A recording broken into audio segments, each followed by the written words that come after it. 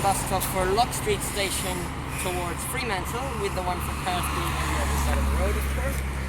And here is the dedicated pedestrian crossing to access the station. Let's go and take a look at what it has to offer.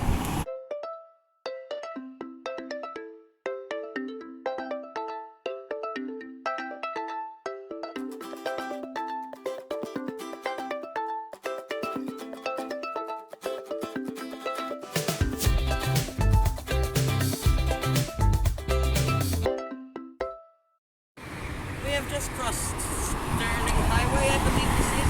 Maybe not.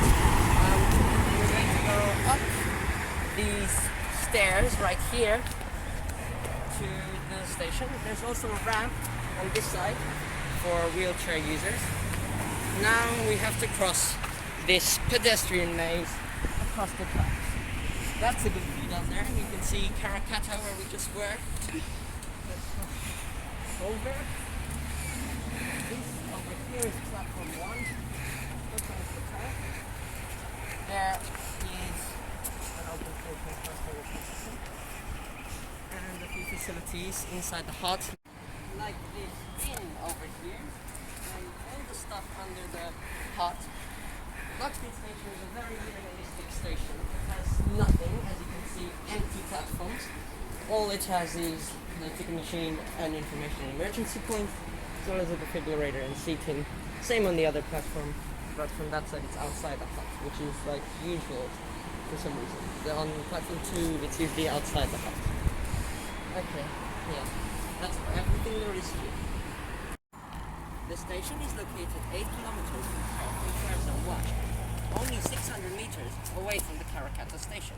As I said in that video, the two stations are so close to each other that the Karrakatta cemetery is still here. Anyway, the station opened in 1954 as trains were being converted from steam to diesel, and it allowed for smaller intervals between stations. However, until May 2009, not all trains stopped at the station as the platforms were too short and the passenger numbers were low since it's so close to Karrakatta station. Only every second train stopped that was 2 cars long. Sorry for the location change, but oh well.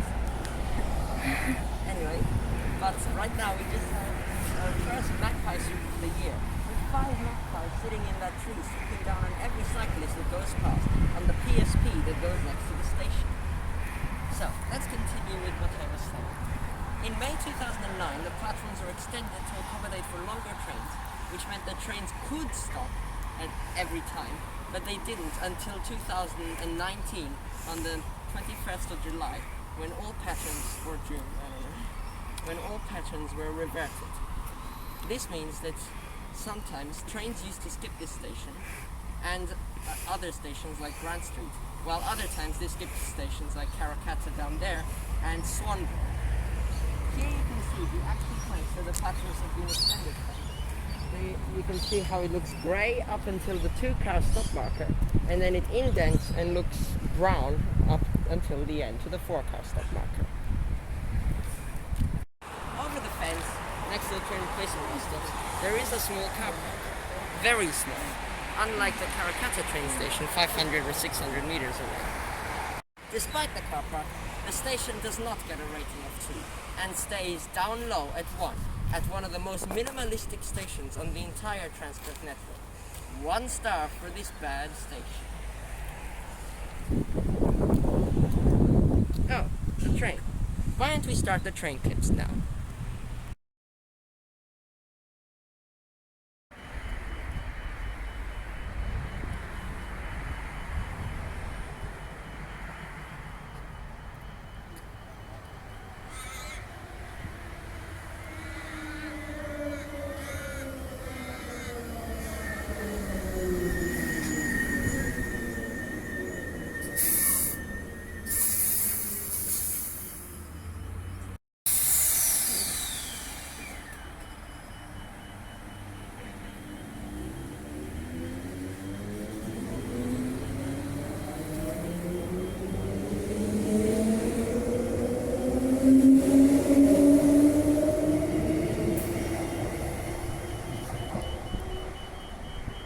All passengers, your next service